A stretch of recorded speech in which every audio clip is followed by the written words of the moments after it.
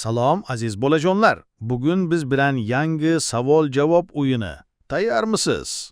Ha, albatta. Boshlaymiz. Qani, bolajonlar, nega eski kiyimlarni tashlamasdan boshqalarga berish yaxshi? Chunki bu yordam va saxovatdir.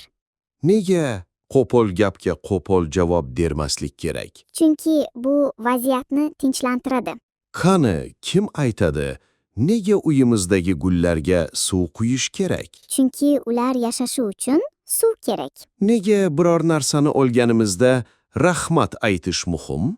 Chunki bu odob va minnatdorchilik belgisidir.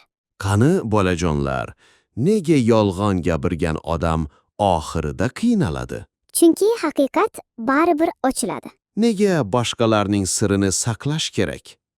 Chunki bu ishonchni mustahkamlaydi. Qani, kim aytadi, nega qariyalarga yordam berish kerak? Chunki ular hurmatga loyiq. Nega har kuni tishimizni yuvishimiz kerak? Chunki bu sog'lom tishlar uchun muhim. Qani, bolajonlar, nega qattiq gaplar o'rniga yaxshi gap aytish kerak? Chunki yaxshi gap yurakni yumshatadi. Nega yangi narsalarni sinab ko'rish foydali? Chunki bu tajriba orttiradi.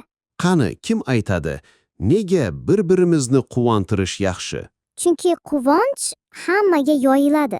Nega qishda ham daraxtlarga g'amxo'rlik qilish kerak? Chunki ular ham tirik mavjudot. Nega kattalar gapirganda tinglash muhim? Chunki bu odob va hurmatdir. Qani, kim aytadi, nega maktabni yaxshi ko'rish kerak?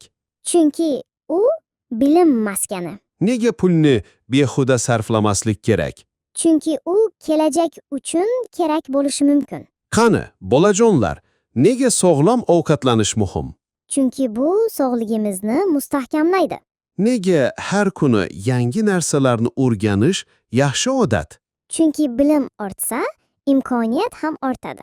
Qani, kim aytadi, nega shirin so'z aytish yaxshi? Chunki u do'stlikni mustahkamlaydi. Nega har kuni o'zimizni yaxshilashga harakat qilishimiz kerak? Chunki yaxshi inson bo'lish hayotimizni chiroyli qiladi. Juda ajoyib. Bugun yana ko'p foydali narsalarni o'rgandik.